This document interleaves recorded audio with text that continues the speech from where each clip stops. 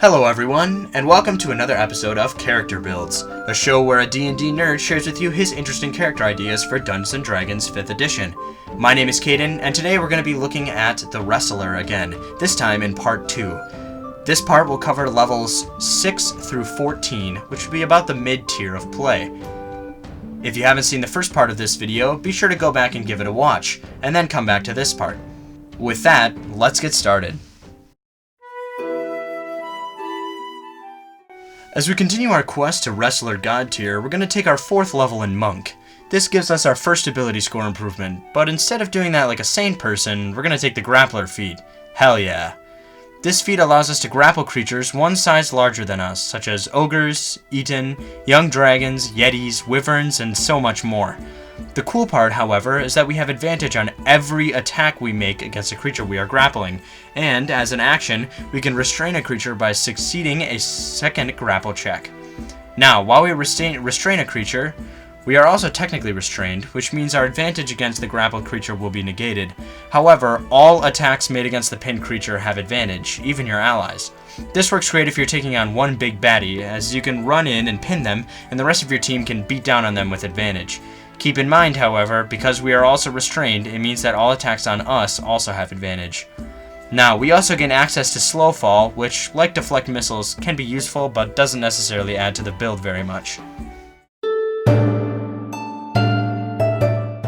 Now, considering we've been behind the curve on this, it's finally time to hit 5th level Monk and gain our first extra attack. Extra attack does exactly what it says, allows us to make an extra attack when taking the attack action. With this, we can now make 2 unarmed attacks, which, while raging, deal 1d8 plus 5 damage each, then grapple our opponent as a bonus action, dealing 1d4 damage, then the next turn, make 4 attacks with extra attack and flurry of blows, all dealing 1d8 plus 1d4 plus 5 damage. Dope. We also gain Stunning Strike, which is not always needed, but is actually a really good ability, so we're glad to take that. It lets us spend a key point to stun an opponent if they fail a con save, and a stunned opponent makes for a happy team. Finally, we've reached 8th level, and that means 6th level Monk. I'm sure by now you have faced enemies that are resistant to non-magical attacks, and that must have sucked. But now it's time to unleash your full wrestler potential. At 6th level Monk, we gain Key Empowered Strikes, which allows our unarmed strikes to be considered magical. We also gain another ability for our monastic tradition, which is not super helpful. It allows us to force all creatures in 30 feet of us to make a wisdom save or become frightened. Usually we want to get closer to enemies, not farther away, but it could be good for flavor for a powerful war cry, or even crowd control if enemies are surrounding you and the creature you're grappling. It's finally time to break away from the Monk streak and hop back over to Fighter. At Fighter level 2, we gain Action Surge, another super powerful ability for this build. With Action Surge, we can take a second action once between rests. This lets us make up to 6 attacks in a single turn, with extra attack, Action Surge, and Flurry of Blows. With our rage damage bonus and our 1d4 to grappled foes, this starts to stack like crazy, and we'll be choking out foes like it's nobody's business.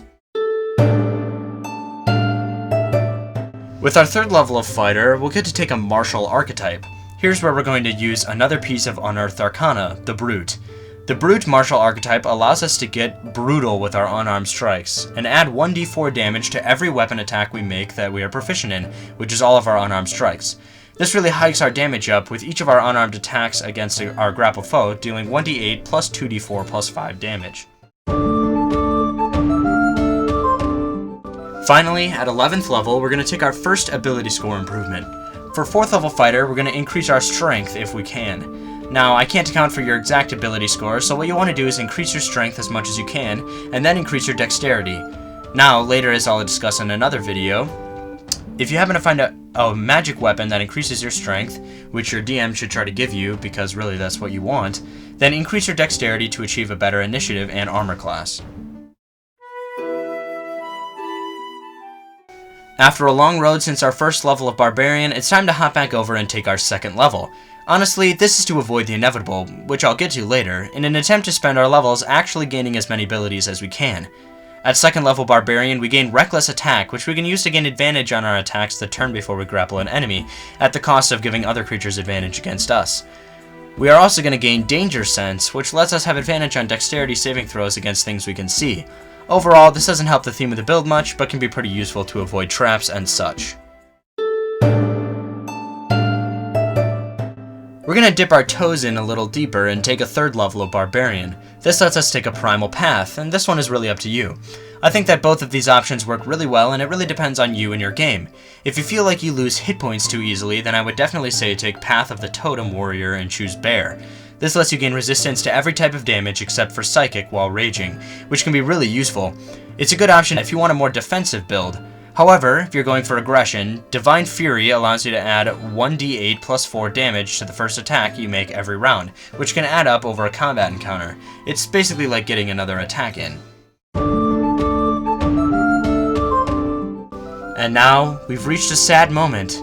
In order to progress, we need to take a 5th level in Fighter, which would have given us extra attack, but since it doesn't stack, we really get nothing but more HP at this point.